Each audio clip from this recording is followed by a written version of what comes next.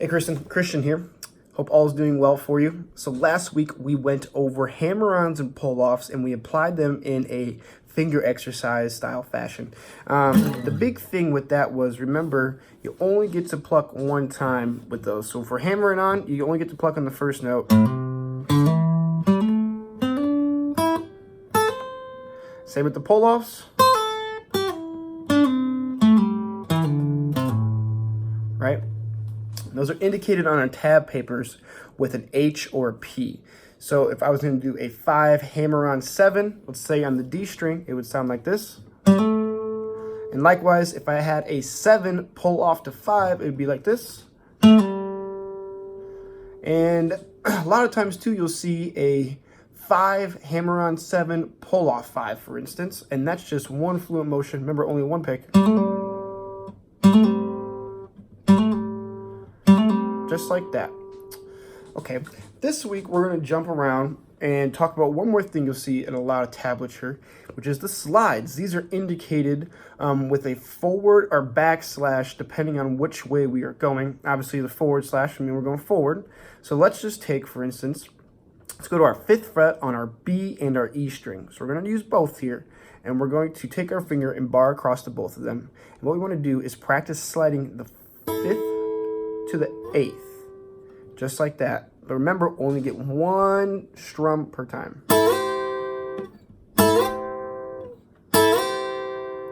Likewise, going backwards,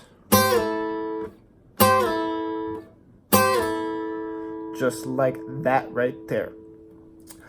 So what we're going to do is I have provided for you a document that has this little exercise written out. It's not so much an exercise, it's kind of a little bit of a jam, but it's going to go like this. We're going to utilize our A major bar chord that we learned, just like this shape right here. Remember, it's on the 5th fret. And what we're going to do is we're going to hit that hard really twice, and we're going to kind of play these riffs around it.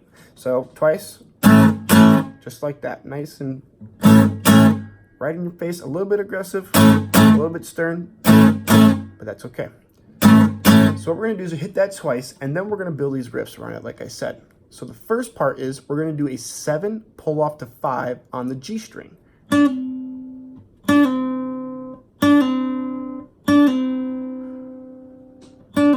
Just like that.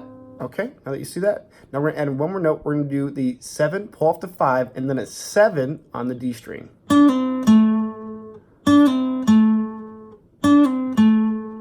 All right, expanding upon it a little bit more. Now we're going to add a 5 hammer on 7 pull off 5 on the D string as well. So that part is going to go. So with those two parts together,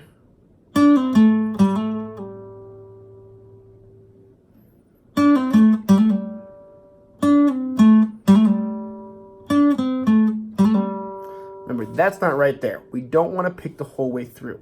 We only want to pick on the 7, then the next 7, and then the 5 hammer on 7, only the first 5. Just like that. And then the one more thing we're going to add to that is a 5 hammer on 7 on the A string. So all together,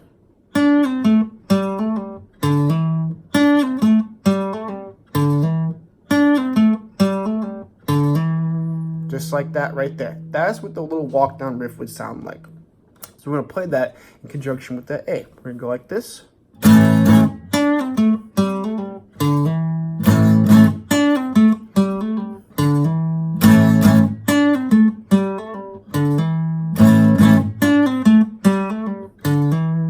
Good. Now what we're going to add in is a little bit of a flare. Let me pull this back up because I just logged myself out of my computer. The next part, we're still going to stick on that A, and we're going to use those same first 3 notes of that walk down. So we're going to go, but instead of doing the rest of our riff there, is we're going to introduce the slides. So you're going to go,